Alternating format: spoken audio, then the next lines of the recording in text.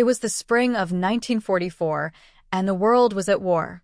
The United States had been deeply involved in World War II for several years, but for 19-year-old James Walker, it was his first time in the chaos of battle. He had been drafted just after turning 18, and his life had changed forever. The small town in Arkansas, where he had spent most of his life, seemed like a distant memory now. James had become a soldier, a mere cog in the massive machine of war. He had been stationed in Italy as part of the Allied forces, fighting against the Axis powers. The Italian campaign was grueling and treacherous, with dense forests and rugged mountains providing perfect cover for enemy soldiers. It was early in the morning, just before dawn, when James and his unit received their orders to move out. They were to secure a small village in the mountains, known to be a strategic location for the enemy. The air was thick with the anticipation of battle. As they moved through the misty forest, the sounds of boots crunching against the leaves were the only noise that broke the eerie silence. James had never been this far from home, and every step felt heavier than the last. He thought of his family, his mother, who had cried when he left, his younger sister, who had looked at him with admiration, and his father, a quiet man who had served in World War I. He could feel their eyes on him, even though they were thousands of miles away. The sun barely peeped over the horizon when the first shots rang out. The air was pierced by the sound of gunfire, and James felt his heart race.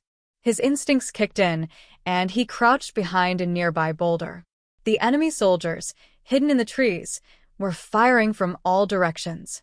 The battle had begun. James had never experienced anything like this before. The noise was deafening: guns, explosions, and the cries of men in pain. Time seemed to slow down as he focused on survival. The world had turned into a blur of flashes, smoke, and dust.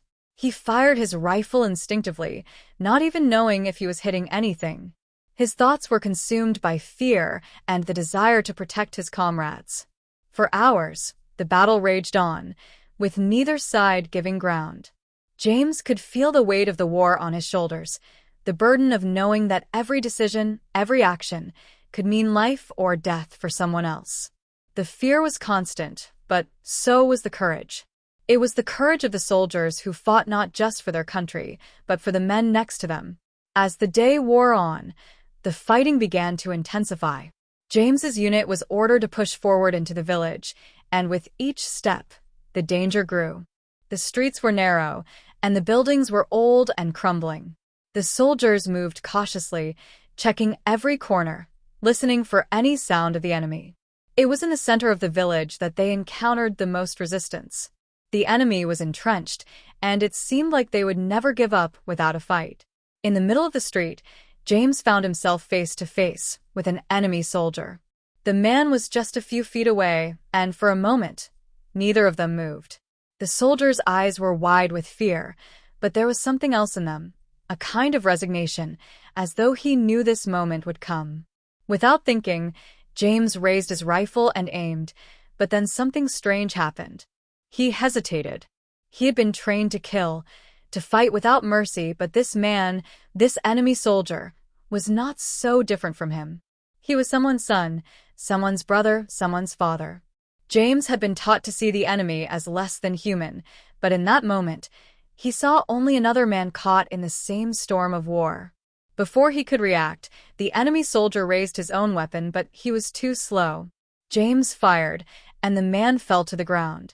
The world around him seemed to stand still as James stared at the fallen soldier. The adrenaline that had coursed through him only moments before now left him feeling empty. What had he just done? What had they all done?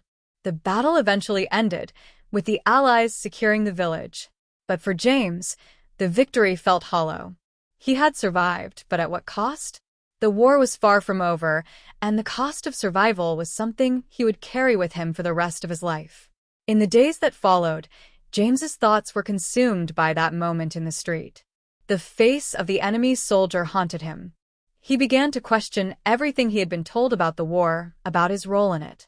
Was it really about defending freedom, or was it just a struggle for power, for control? He realized that war was not as simple as the stories he had heard as a child. It was a brutal, ugly thing that left scars on everyone involved, whether they were the victors or the defeated. Months later, after the war had finally ended in Europe, James was sent home. He returned to Arkansas, to the life he had left behind. But he was not the same person who had left. The boy who had been eager to prove himself had been replaced by a man burdened with the weight of what he had seen and done. The quiet town he returned to no longer felt like home. The memories of the battlefield lingered in his mind, and the faces of the men he had fought beside and those he had fought against would never fade. James never spoke of the war much after that. He went on to live a quiet life, marrying and having children, but the war had shaped him in ways that words could never describe. He knew that the true cost of war was not just the lives lost or the battles fought, but the pieces of the soul that were forever changed.